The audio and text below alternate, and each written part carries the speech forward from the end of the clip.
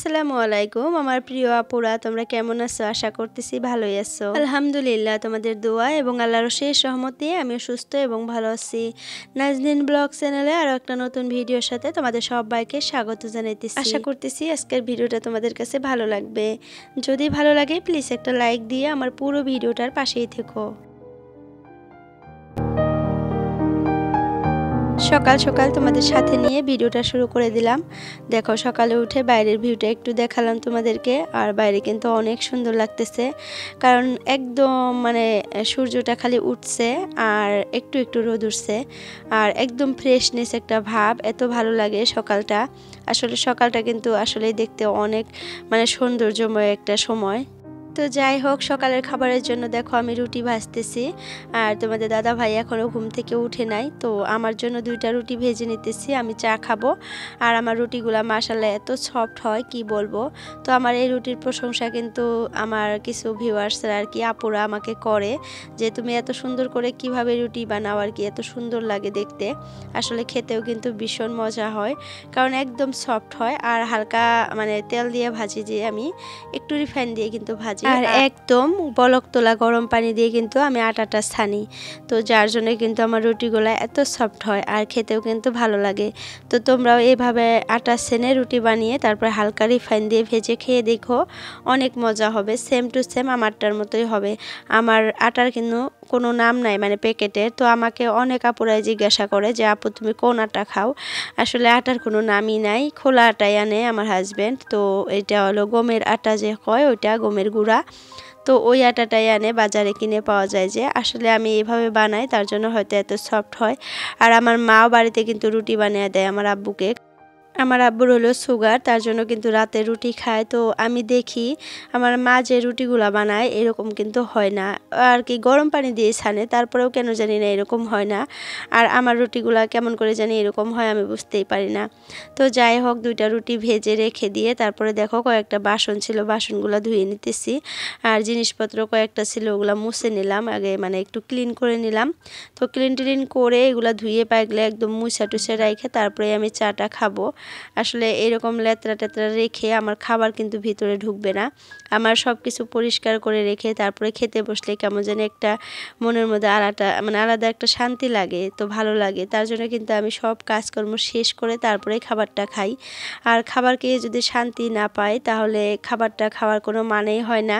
তো যার জন্য আমি ভাবি যে আমি যেটা করে তারপরে খাবারটা খেলে শান্তি পাবো, আগে ওইটা করে নেই, তারপরে এই খাবারটা খাবো।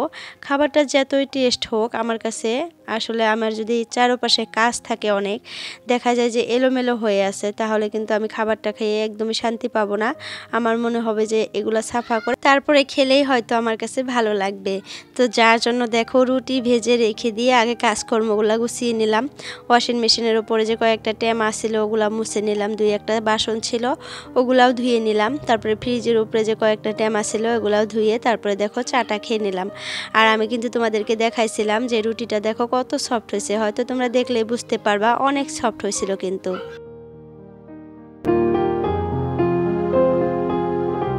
তো যাই হোক, চাটা খেয়ে আমি একদম সবজি টবজি কেটে রান্নাবান্না বসানোর জন্য জোগাড়পাতি করে নিছি। তারপরে কিন্তু ভিডিওটা অন করে দিলাম। আর এখানে দেখো আমি ফুলকপি কেটে নিছি একদম ছোট ছোট করে, আর ভাপ দিয়েও নিছি। আর এক সাইডে টমেটো আর কি কেটে নিছি, ওটা চাটনি করব। আর কাঁচামরিচ পেঁয়াজ সব কিছুই কেটে নিছি।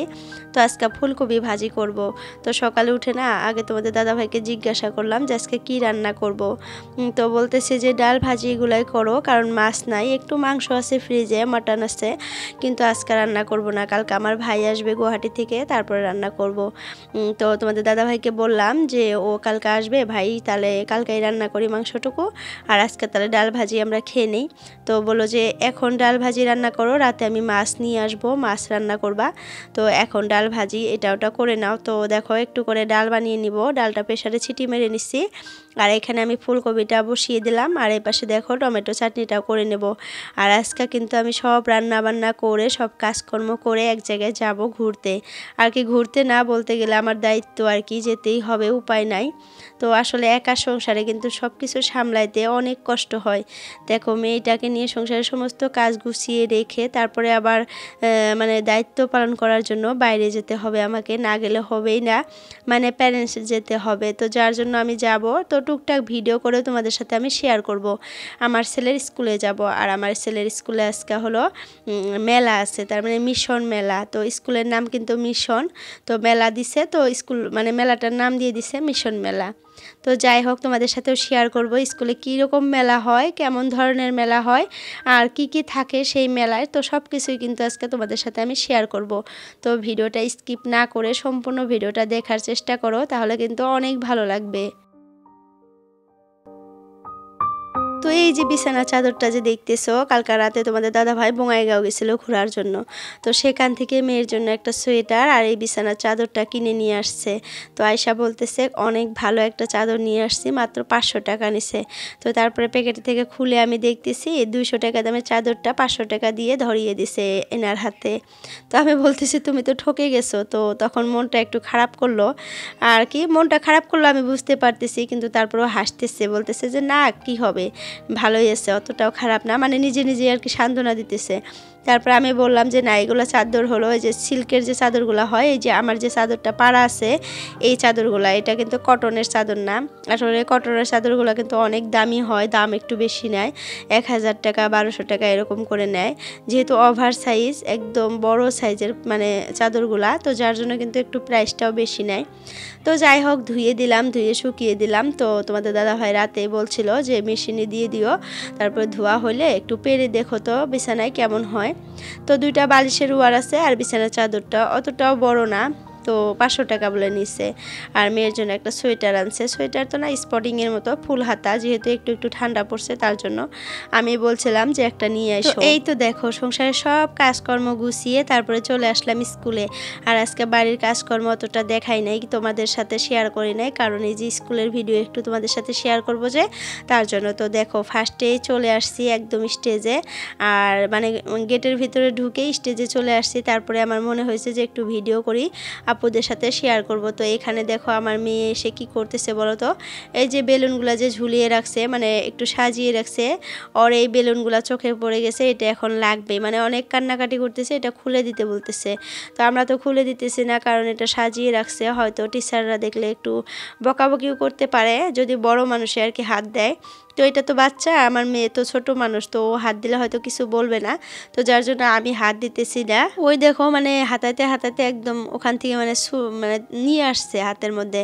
তো এখন এমন কান্নাকাটি করতেছে, মানে ওগুলা সবগুলা নিবে না, একটা নিবে। তো ওখান থেকে এখন একটা আমি খুলে দিব, ভাবতেছি যে একটা খুলে দেই, যেহেতু অনেক কান্নাকাটি করতেছে। আর বেলুনগুলা পাওয়ার পরে এত খুশি হয়েছে, দেখো নাচতেছে দেখছো। আর ওই পাশে কিন্তু অনেক গান চলতেছে, আর স্কুলের সম্পূর্ণ মানে ভিউটা আমি দেখাবো, বিল্ডিংয়ের উপরে উঠে দেখাবো। তো এখান থেকে অতটা ভালো দেখা যায় না। আর এটা কিন্তু মানে পার্কের মতো, এখানে বাচ্চারা খেলা করে আর কি, স্কুল যখন আর কি ব্রেক দেয়, ক্লাস করে ব্রেক দিলে এখানে নিয়ে আসে বাচ্চাদেরকে এখানে খেলানোর জন্য। দেখো কত সুন্দর স্পেস। আর স্কুলটা না অনেক বড়, মানে আগের স্কুল, অনেক আগের স্কুল, মানে মিশনরা যখন এখানে রাজত্ব করতো, মিশনারিরা তখনকার স্কুল, তো যার জন্য কিন্তু অনেক বড় একটা স্কুল। তো স্কুলটাতে না আসলে এই যে এই জায়গাগুলো আর কি পছন্দ হয়, ভালো লাগে। তো এইগুলার কিন্তু ভিউগুলো অনেক ভালো লাগে, মনে হয় পার্ক। তো এই যে আমার ছোট্ট বাবাটা টাকা নিয়ে গেছিলো কিছু কেনার জন্য, আর এই যে মেলা দেখো বসে গেছে, দেখছো কত বড় ফিল্ড। ওই যে yellow colour blue colour red colour যে ছাতিগুলা দেখতেছো, ওগুলার তলে তলে না একটা করে দোকান বসছে। তো এখানে দেখতেছি ফাদার টিচার মিস সবাই দোকান দিছে, স্টুডেন্টরাও দিছে। তো দোকানগুলো হলো মোমো, চাউমিন, এগ রোল, তারপরে প্যানকেক, তারপরে হলো পাস্তা, এগুলাই আর কি দোকান দিচ্ছে। তারপরে ডোসা, মানে এগুলার দোকান দিয়ে সবাই বসছে, এখান থেকে এখন কিনে কিনে খাইতে হয় আর কি। প্যারেন্টসরা গেছে, অনেক স্টুডেন্টরা গেছে, বাইরের মানুষও কিছু কিছু গেছে। তো সবাই এখান থেকে কিনে কিনে খাইতেছে। আর আমি ওপরে চলে আসছি আমার ছেলের প্রজেক্টটা দেখার জন্য আর কি। আর এই যে এর আগে যে প্রজেক্টটা দিছিল সবাই জমা দিছে, তো সবারগুলো এখানে এইভাবে সাজিয়ে রাখছে। তো সবাই দেখতেছে, ভিডিও করতেছে, তো আমিও ভাবলাম একটু ভিডিও করি। দেখো কত প্রজেক্ট করছে দেখছো।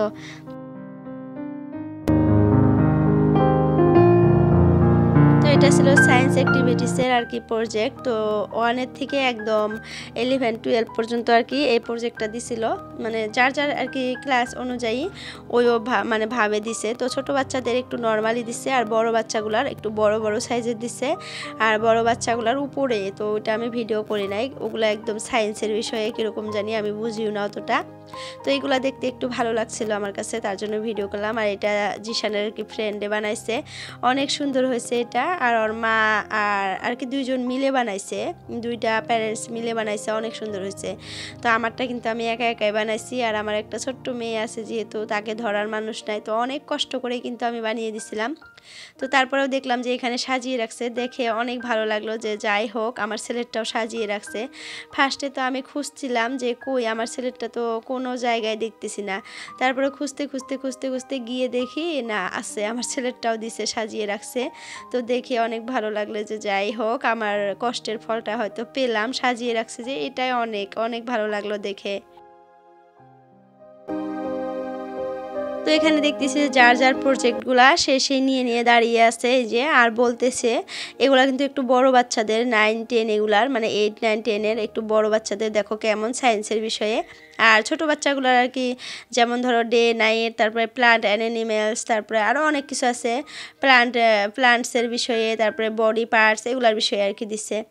আর বড় বড় বাচ্চাদের অন্য দিছে, আমি এগুলো মানে সেগুলো জানি না হয়তো, কারণ আমার মানে ওই টাইপের বাচ্চাই নাই আর কি পড়তেছে যে স্কুলে, আমি হয়তো তার জন্য মানে শুনি নাই। তো দেখছি, দেখার পরেও আমি ভালো করে বুঝি নাই যে ওগুলা কী বানাইছে, কারণ আমি সায়েন্সের স্টুডেন্ট না, আমি আর্টসের স্টুডেন্ট ছিলাম। তো যার জন্য তো যাই হোক, এই যে দেখো ডে নাইট বানিয়ে নিয়ে আসছে, এটা ডে অ্যান্ড নাইট। আর এটা হলো প্লান্টস অ্যান্ড অ্যানিমেলস, আর এটা ওপেন। এই যে আমার ছেলেটা দেখছো, এটা যে আমি বানিয়ে দিয়েছিলাম, এই যে একদম এই দিকে এনে রাখছে, আমি মানে খুঁজতেছিলাম, খুঁজতে খুঁজতে তারপর পেয়ে গেছি, অনেক খুশি। তো যাই হোক আমারটা কিন্তু একদম সিম্পলের মধ্যে হয়েছে, কিন্তু দেখতে কিন্তু ভালো লাগতেছে। আর আকাশটা যে বানাইছি, চাঁদতারাগুলা দেখতে অনেক সুন্দর লাগতেছে। দেখো কত বড় প্লেগ্রাউন্ড, দেখছো এখানে সবাই খেলে, এত বড় প্লেগ্রাউন্ড। আর এই যে দোকানগুলা দিছে, দেখো সবাই কিনে কিনে খাইতেছে। তো আমি তো ফার্স্টে কিনে খাই নাই, লাস্টে গিয়ে দেখি সব দোকানের মালগুলা শেষ, মানে খাওয়ার জিনিসগুলো সবাই কিনে কিনে খেয়ে একদম শেষ করে ফেলছে। তারপরে আমি আর পাই নাই, তো আমার ছেলেকে 1 প্লেট চাউমিন কিনে দিয়েছিলাম, সে খেতে পারে নাই, কারণ অনেক মানে ইয়া করে বানাইছে, একদম খাওয়ার যোগ্যই না, মানে খালি একটু তেল দিয়ে ভাজছে, ওখানে মশলা, লবণ, হলুদ, মানে মরিচের গুঁড়া কোনো কিছু দেয় নাই, খালি একটু তেলের মধ্যে ভেজে ওইটাই বিক্রি করতেছে লাস্ট টাইমে। তার মানে নাই যে সব কিছু শেষ ওরকম। তো আমার ছেলেকে তো কিনে দিলাম, তারপরে তো সে খেতেই পারলো না, তারপরে সেটা আর কি করবে, তার ভাইকে দিল, তার ভাইও খেতে পারলো না, তো তার ফ্রেন্ডসকে দিল, সে আবার খেয়ে নিল। তো যাই হোক দেখো সুন্দর করে সাজিয়ে রাখছে, দেখতে কিন্তু ভালোই লাগতেছে। তো এগুলা এখান থেকে নিয়ে যে কোথায় রাখবে জানি না, হয়তো ফালিয়ে দেবে, যেগুলো ভালো লাগবে সেগুলো রেখে দিবে, এগুলো আর কোথায় রাখবে বলো। খালি বাচ্চাদেরকে আর কি বলবো, বাচ্চারাও কিন্তু বানায় না, এগুলা প্যারেন্টসরাই বানায়, এত ছোট ছোট বাচ্চারা কিন্তু এগুলো বানাইতে পারবে না। তো যাই হোক এটাও সুন্দর হয়েছে, এই যে এটাও কিন্তু গ্রিন আর কি প্লান্টস, অ্যানিমেল অ্যান্ড প্লান্টস বানাইছে, এটাও অনেক সুন্দর করে বানাইছে, ভালো লাগছে দেখতে। তো আমি ভাবছি যে পরবর্তী যদি আবার আমার ছেলেকে কোনো প্রজেক্ট দেয়, আমি সুন্দর করে বানিয়ে দেওয়ার চেষ্টা করব। আসলে এই হাতের কাজগুলো কিন্তু আমি খুব সুন্দর করে পারি, কিন্তু আসলে আমার মেয়েটার জন্য আমি আর কি অতটা ভালো করে বানাইতে পারি নাই, অনেক কষ্ট হয় আমার সোনামাটাকে নিয়ে এগুলো কাজ করতে। আর তারও মানে সেও কিন্তু অনেক অসুস্থ ছিল তখন, তো তার জন্য কিন্তু আরও বেশি কষ্ট হয়ে গেছিলো আমার, আর আমিও অসুস্থ ছিলাম, 2 মা মেয়ে মিলে অসুস্থ। তো তারপরে যতটুকু পাইছি ততটুকু কিন্তু করে দিই। তো লাস্টে কয়টা আমার সোনামার আর বাবার কয়টা ফটো রেখে দিলাম, এগুলা স্মৃতি হিসাবে থাকবে, ভিডিওটা তো থাকবে সারা জীবন এই চ্যানেলে, তো তার জন্য আমি কয়টা মানে ফটো লাগিয়ে দিলাম, যে বড় হয়ে আমার আম্মুটা আমার আব্বুটা দেখবে। তো যাই হোক আজকের জন্য ভিডিওটা এতটুকুই রাখলাম আপুরা, যদি কেউ নতুন আসো চ্যানেলটা সাবস্ক্রাইব করে আমার পাশেই থেকো। বাই বাই, আল্লাহ হাফিজ।